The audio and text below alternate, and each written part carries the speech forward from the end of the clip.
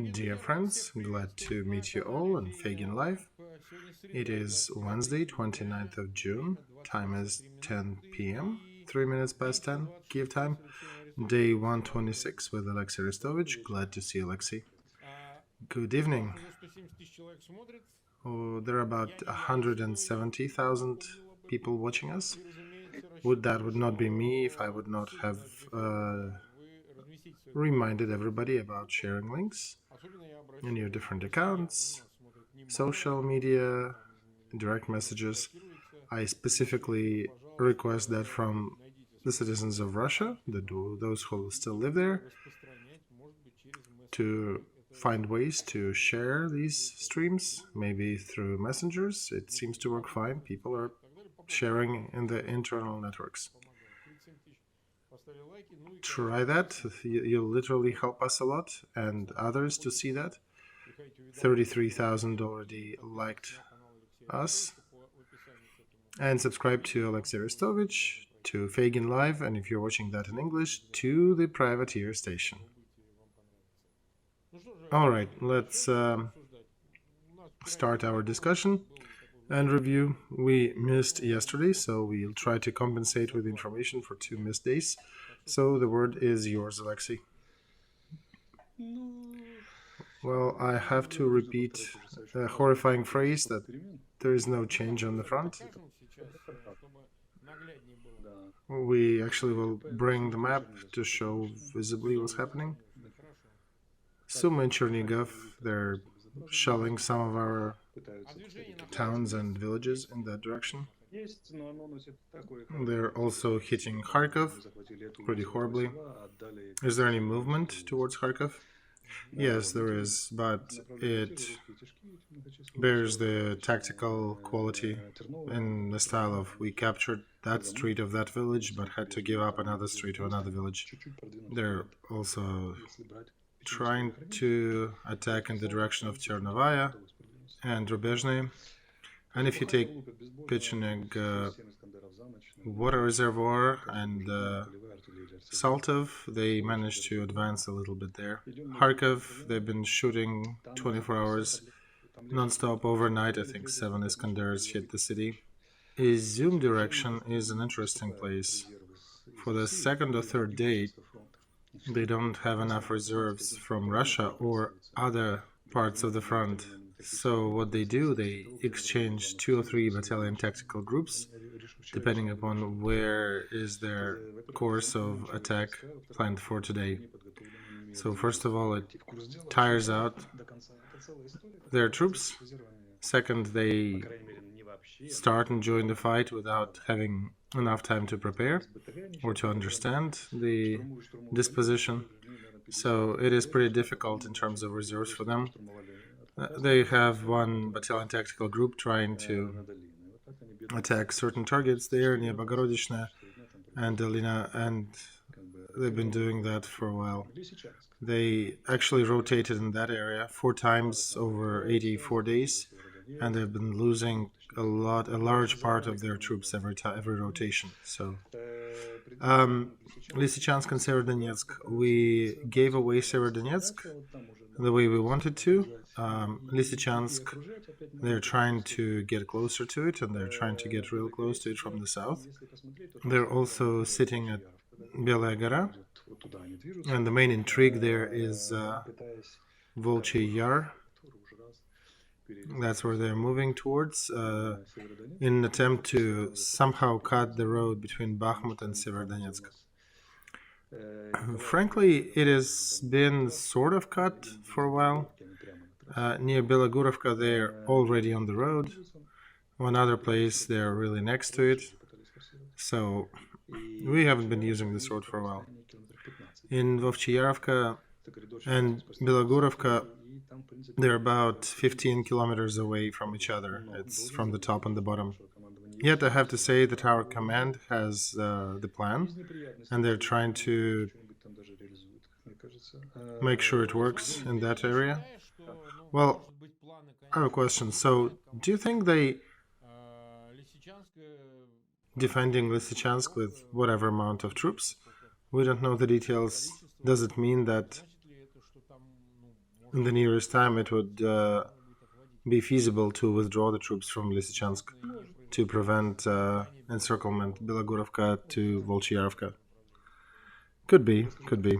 I would say that if our command allows for a surround maneuver there, I'll have no words. But I hope they will not. I hope it'll work fine and they'll do proper maneuver. And more than that, I'd say I think they already know what they're going to do. They already know what they're doing. So the best analogy was Kursk and Zolotoy. When they try to encircle, and then what they, before succeeding, they pretty much packed and left. So we'll see. That's kind of normal. Straighten the line of the front and defend on a wide line is probably easier than to be surrounded from three directions, being shelled by the enemy. I would say one very obvious thing, that it probably doesn't even need to be spoken. But I would say that army needs to be saved, because if you have army, you can free your territories. If you don't have an army, you will lose new territories. This is Kutuzov's dilemma that was solved 200 years ago. Here's another thing. They actually pushing Popasnaya group towards Bakhmut, to Vladimirsk, to Pokrovskaya, and according to some people, already cut the road from Soledar to Bakhmut. This is a rather undesirable situation, because we're also trying to push back a bit, and you can see that the Russian side is trying to move and attack on a tactical level now. These forces that they concentrate, if they would be smarter, would be enough for operative tactical maneuver and achievement, but they're not so tactical. And they're trying to advance in different parts, just basically pushing our defense to see if we're still there, if there is a pathway through. Next, Zaporozhye. Some news channels today published that, Russian troops will start advancing there. No, they're not. They still need to replenish their reserves, and there's no specific place where to replenish them from. So, very slow there.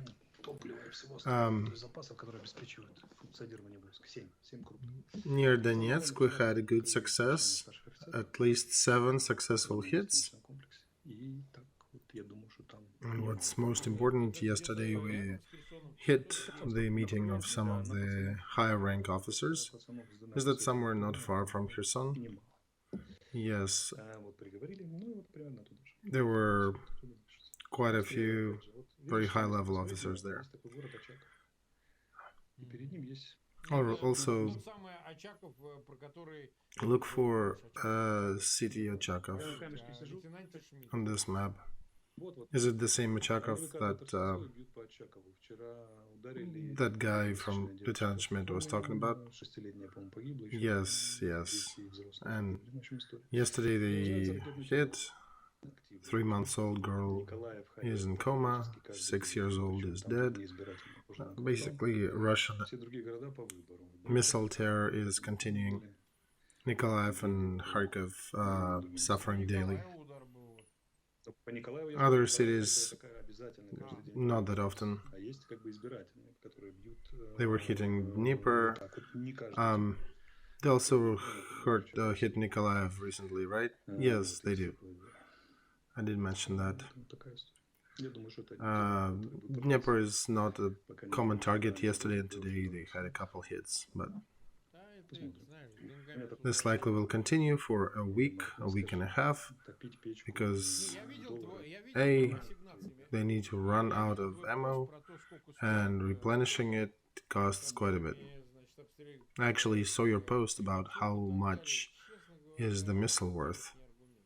the one that is used in Kremenchuk and other cities, because it is not a serious argument for them. They're not wasting their own money. Well, Mark, we're not talking about money here. We're talking about having missiles. Because you're shooting all you have, you're shooting all the missiles. What next? Alright, so they shot over 100 missiles during these couple days, right? Yes. To understand that they're essentially fighting their last war? Alright, even if it is so, how can you gauge their stockpile of missiles? They do have stockpiles and they continue shooting. The problem is what they will be left with after the end of this war. They do not think about it. Exactly. So that's why that situation in the front shows that we're fighting with complete idiots. Because the goal of war usually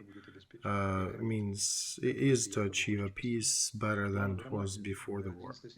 Because if your army was wasted during the war effort, who will protect your current status quo? And they do have referendum set for 11th of September. Do you know why? Well, yeah, maybe because Twin Towers in New York and the terrorist attack. Kinda, but that's not the major thing. Another one is that you cannot hold a referendum when you're advancing, because then they'll have to capture new territories and do another referendum there. And I don't think they even think about that. Trust me, Mark, they do.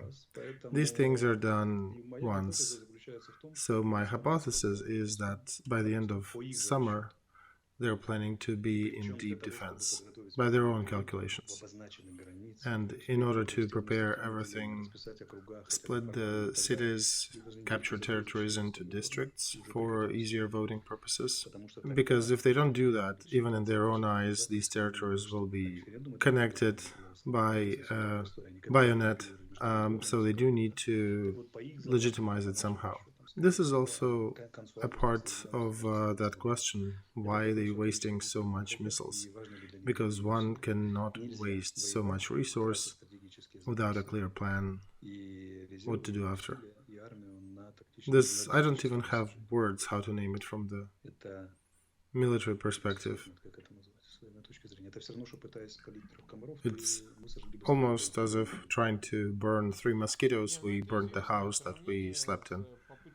Yeah, this is a known example based from Gogol as well, when the landlord was looking for a cent burning a banknote.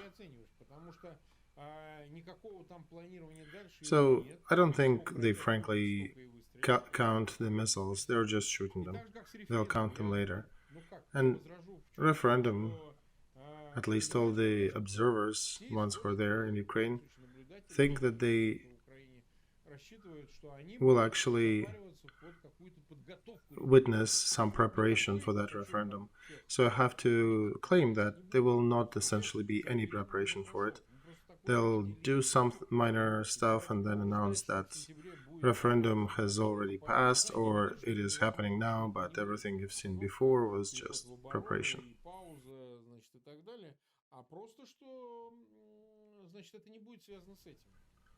And another part of that referendum, that it will be completely virtual. So, Mark, how do you legitimize that? Well, you don't. They don't give a flying F. No, I don't think that's how they'll work with this. They need conditions for taking down the sanctions, conditions for the peace treaty. I should not speculate on their ability, because that is not exactly truth. It is tempting, but no. Well, Crimea is another good example. They actually did some referendum there and did something like this. Well, Crimea was different. They did not need to fight for it. Here, they actually have to capture. So, yeah, see, that's the point.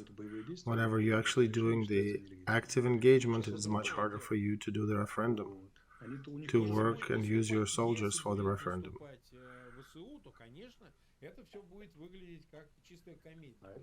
So, yeah, I'm thinking that if Ukraine troops will be advancing, all that referendum stuff will be a complete comedy.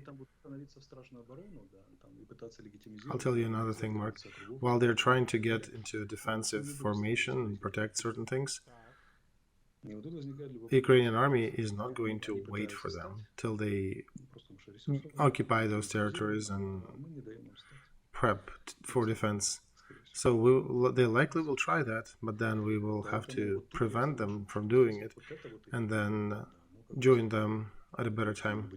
So that's their planning. It's a bit dumb. They do not take into consideration about how we will react to that, and if we will push back, if we'll actually try to advance ourselves. And that's the silliness in their preparation for the event, because they somehow think that we will be a weak party that does not respond and does not counterattack. Well, I think, Olexiy, they are calculating some things. They understood that without having referendum, calling it Russian territory, and then a few days later Ukrainian forces come in. So they chose to wait a bit. Because otherwise, how do you explain that? They made it Russian, so to say, on paper. Then the Ukrainian army came, kicked them out, and they'll have to report that they lost a Russian city. So when you're saying that they need to cease advancing and start defending their property and create proper defensive positions. And then I think they will not even do referendum. I think they'll just announce that it happened, and they'll show a few pictures and maybe Sivanyan video that she would be gladly to do. And then they call some Vasya on that video, a little boy, and ask him, how was the referendum? And he says, yeah, it kind of was okay. And that's their story. I don't see them preparing too much for that. Kirienko is not entirely a stupid person, although maybe I'm wrong, but I still think so. Yeah, we threw in a couple hypotheses. Let's see how they fare. All right. Now let's talk about the international side of things regarding Madrid and what happened there with NATO, what you were prognosticating, what you predicted likely will happen. Everybody saw the memorandum and the articles of that, where Russia is announced to be an enemy, roughly, strategic enemy. So the main threat, yes.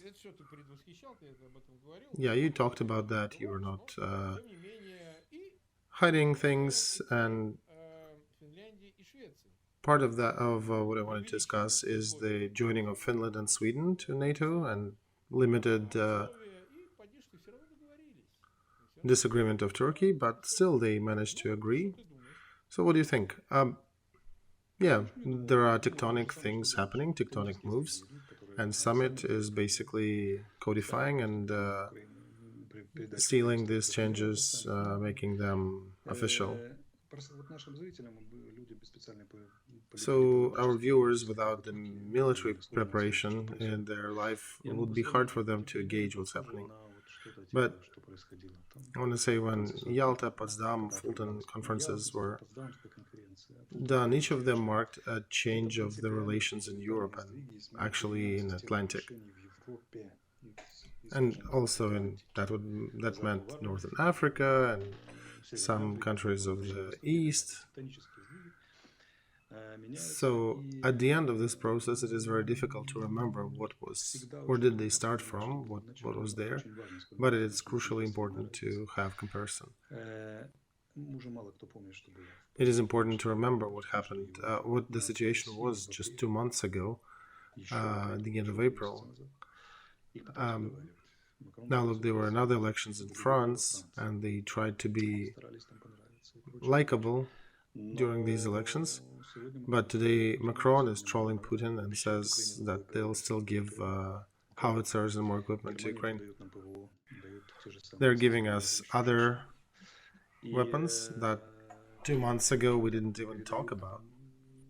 But it does mean that there is some principal character of these situations that's changing. And the main part is that NATO stopped being afraid of Russia.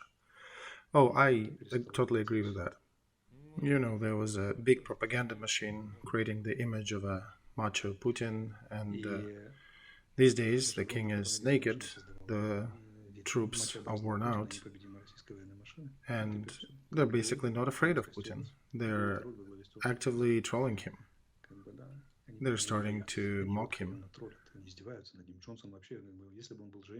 For 22 years, this toad was blowing up and inflating, scaring people around them and far away, and the countries were afraid of unconquerable, undefeatable Russian army and mystic Russian weapons. Ukrainians pinched that ball, it deflated and exploded, and the whole world is observing the consequences. And they understood that they're not really talking to politicians who may be leading a difficult, risky politics, but they realized that they're actually dealing with thugs. They started treating them as thugs. For real. Why? Because preparation of NATO summit and G7 European summit, it lasted for months. It was a serious discussion that likely had Russian emissaries, messages sent to Kremlin back and forth, and the West knew what's happening. Regarding the G7, everybody knew that Kremlin was aware, and they were expecting Kremlin to start reaching out to them and attempts to talk to them and finding other ways to restore communications. How did Moscow respond? They responded with missile strikes, with Bucha, with verbal for now attacking Lithuania. They understood that it's not proper to deal with that kind of regime. All European politicians, in political manner, all European politicians, who are old and remember Soviet Union, they remember that Soviet Union actually was a negotiable partner. We knew the rules of the game, we knew how to, and Soviet Union was actually could be negotiated with. Because, you know, back in the day, totalitarian ideology did push their representatives to follow in a certain manner. Even when they disagreed with it, they had to follow the ideology, the major party line. So that was the reason for them being negotiable. These guys have no rules. They do one thing today, another thing tomorrow. No, there's another story starting that in a thug life language would roughly be translated as that is decided. I'm only for 2 years in the big politics, and I've seen a lot of things, but never in any high-pressure situation, even when it is like Caribbean crisis stuff, the sides never really make a statement that doesn't let them battle back and de-escalate. And let's see what G7 stated. They said this is a crime, and everybody, including Putin, is going to be prosecuted. Usually diplomats never throw things like that. After Kremenchuk, they did, and they actually turned into this game emotionally, beyond the usual realm of politics. And second, there is a good Ukrainian word, znimazhayut, which means to demonstrate neglect.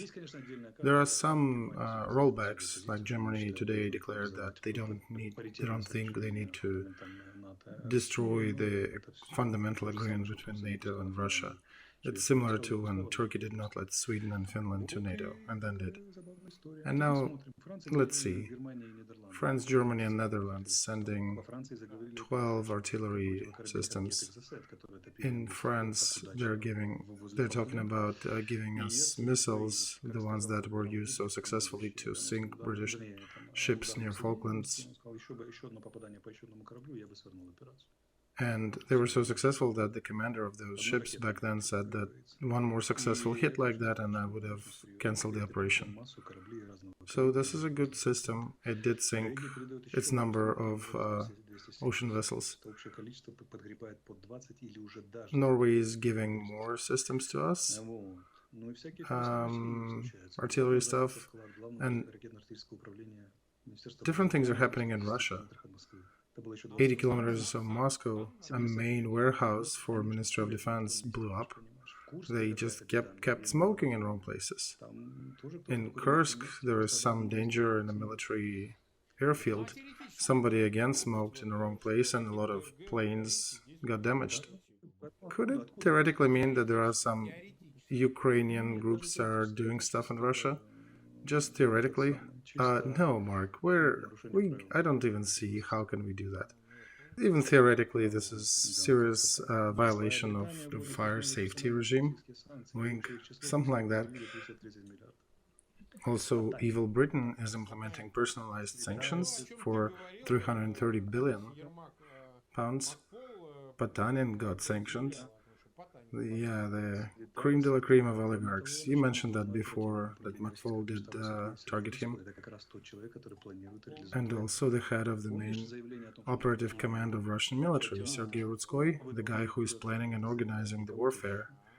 Remember the statement that near Kiev we completed our task and pulled Ukrainian troops enough, so he was one of that. Another Moscow bank, but Patanin, those who don't know, he's the second richest person in Russia. He is the owner of nickel, Norilsk Nickel in Turos, a very serious figure by his influence in the country. And he was sanctioned. And Ukraine, in the meantime, is signing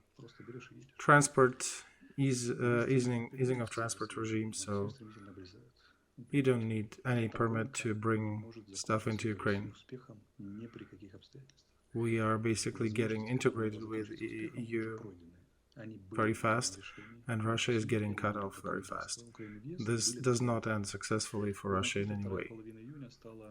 There were some chances for Russia to complete it somewhat successfully before G7, before NATO summits. They could have stopped then, but the second half of June kind of became the sentencing for Putin's regime. But this is a train on fire, and it's still riding towards a cliff. It just needs to continue, get to the cliff and fall down. But there is no real exit from it for them. We have over 400,000 people watching us, over 100,000 left their likes.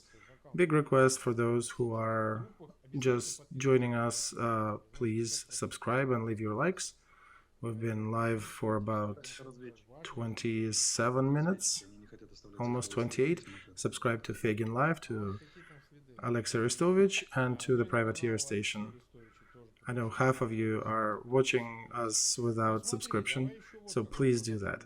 That'll help you get the updates in the future. Mark, they may be Intel people, they don't want to leave traces. Well, maybe, but subscribe somehow. Let's discuss another thing.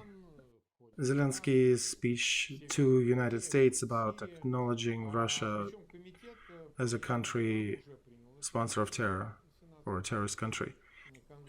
The list includes, of course, Sudan, Iran, North Korea, Syria, and Committee on Foreign Affairs did make a decision in Congress of the United States, and the procedure is as follows: that after adopting that law, it is government Department of State that needs to either include the country into the list or to provide a written explanation why this country should not be.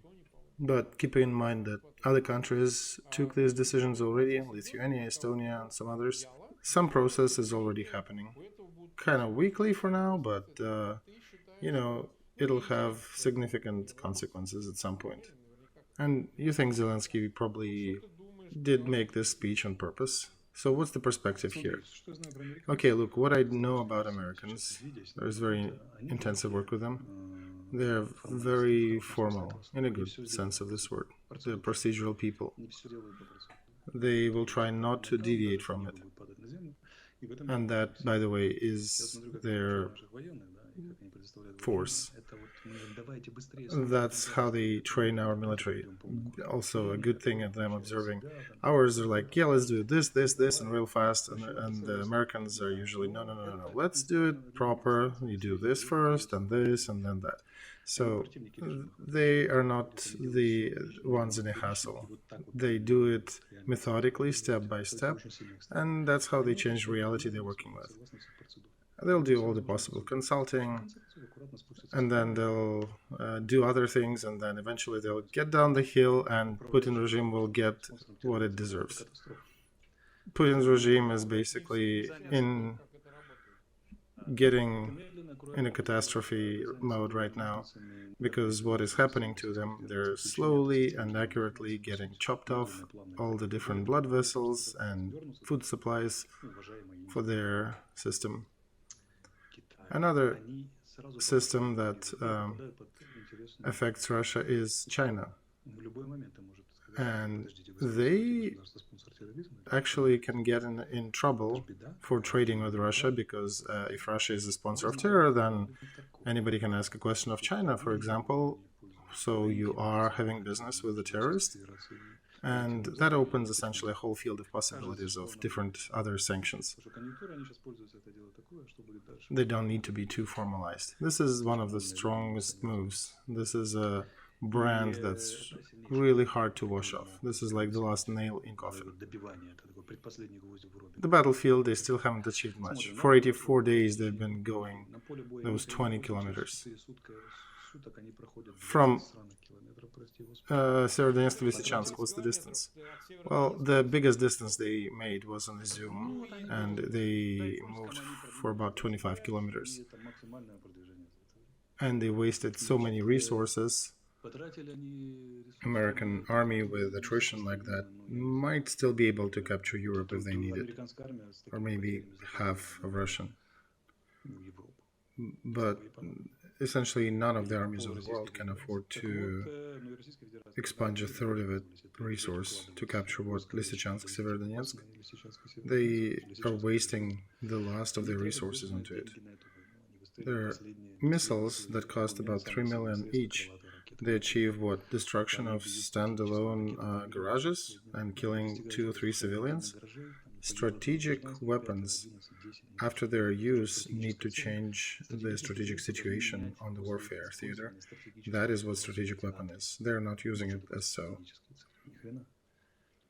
So the guys are basically burning dollars in a furnace. They technically already have a default. That rocket terror that they're doing, which I also think I may be wrong, but might continue for a week and a half. According to their logic, it probably would be a week, maybe a little more. Or they'll run out of the current stock of missiles, and they'll need to bring new ones to the front. A pause doesn't mean that they'll stop shooting. The intensity will come down. They'll be shooting for quite a while, actually.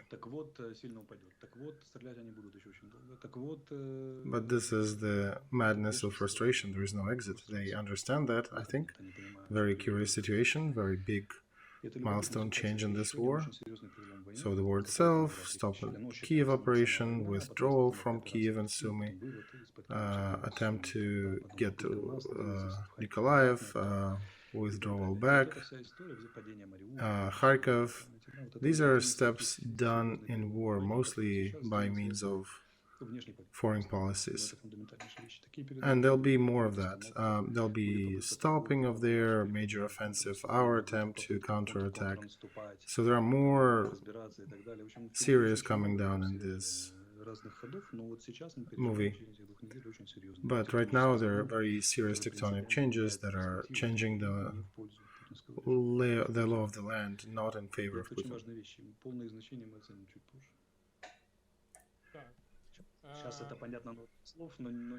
Now people understand that generally, but they'll start noticing it when there are big changes on the battlefront will be implemented. And that's when I would say that these are the consequences we talked about with Mark on the 29th of June. So, okay, tell me, around G20 there are some processes. Moscow said already that Putin is not coming himself, even though he is still trying to have a speech via telecom. And by the way, head of Indonesia is visiting Kiev today with his wife. After that, he is flying to Moscow, and G20 summit will be in Bali, in Indonesia. So the receiving country is on tour, right? Yes. And Moscow has special relations with Indonesia. Back from the Soviet times, right? Yes. Back from the Soviet times, this is a known thing. And it looks like as if he's performing certain mission. Indonesian shuttle, sir? Or is it a certain pun in Moscow direction that nobody can last with Moscow for too long? Many countries who did already left, and there's just a few still sticking to it. In regarding of G20, there are many things that still not decided. Von der Leyen suggested Putin's visit to it because he may be exposed to conversation. But I think this all is rather naive in Putin's case. Naivete in a way that somehow find a way to make a meeting between Zelensky and Putin. That doesn't seem legit. And Zelensky, so what do you think, Olexiy? Zelensky already said that he doesn't think it's time for negotiations yet. Also, Johnson put a note that our people are saying that he has to boycott G20 if Putin goes there. And his statement was basically saying that I cannot even fathom how one can go to G20 when Putin is there. So I suspect there'll be some decent countries who won't go. And frankly, I think Putin will not go himself. Video tune in, yeah, everybody can get up and walk out of the room, right? Yeah, that likely can happen. It is impossible to call somebody, to misgender somebody, call a politician man or woman, and then laugh at his nudity in some pictures, and then try to negotiate with him. So yeah, I don't think they'll be talking to him. And unlike Johnson, Putin is a coward. He will not be risking things going there. But as a coward, he can always do the video cast and, not even watch what's going on in the room. So the thing is that half of people on G20 will likely get up and go if they see him on the screen. And the rest will have to make a decision, a hard decision, because if they don't leave, then they'll face the question of Mariupol, of Bucha and other places, and how do you work with that? By the way, speaking of Mariupol, today we got 144 prisoners of war back. Any details? Only official ones. They gave them back. Actually, all of them are Mariupol defenders. Part of them are from Azovstal. I heard there are over 40 fighters from Azov in that group. Yes, that is correct. Several dozens. And they're coming back home to their families. That is returning back to the matter of should the government be allowed to do their job in solitude. Of course, people should call for action, should be discussing that, but should not be, I think, in this situation, cursing government that they're not doing anything, because they are, and we're still working. There are more people still in prison, right? We're still yet to see. But this is an answer to the question, are we doing anything? Yes, we are.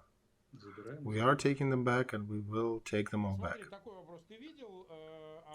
So, another question, did you see negotiations of Putin and Macron, the phone conversation that Olexiy Palace published?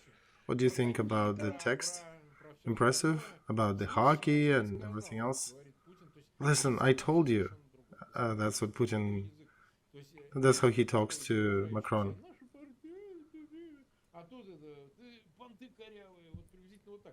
So, how do you gauge this image Is it the real face or the kind of the thuggish face of Putin?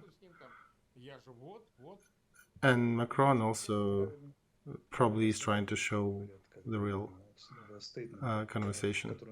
The rightwards politicians state in the statements published on their websites. In reality, they are talking similar to the way we do. What is called a non-parliament vocabulary, it exists. I've seen a lot of them.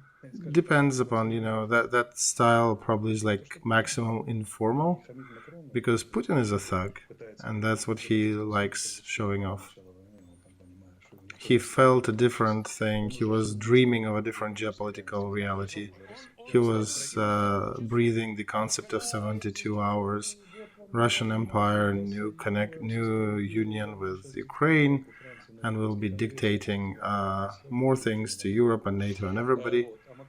And Macron understands that situation is critical, and he was trying to keep a good face during this conversation and de-escalate some things into jokes. Unfortunately, we don't have Reagan, we don't have Margaret Thatcher, who could break Putin's back over their knee.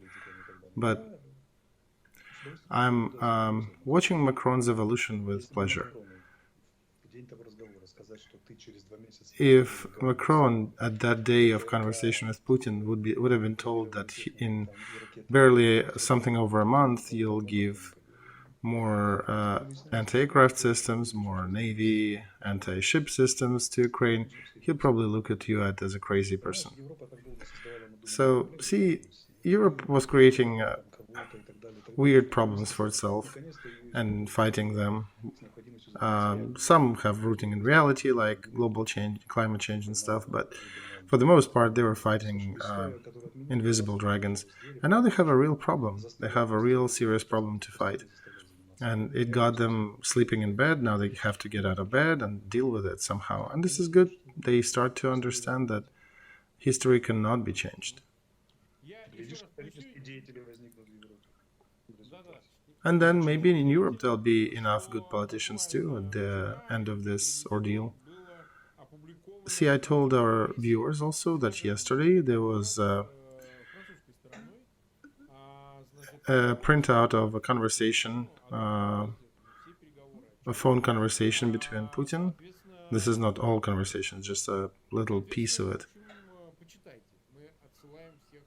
So I would defer you to reading this article. It's a very interesting read. Reading the publication of a conversation between Macron and Putin. All right, we have 440,000 people watching us. Over 150 left their likes. We've been 43 minutes live. Let's leave something for... Yeah, no, Mark, we're not doing it tomorrow. Skipping that, let's do Friday.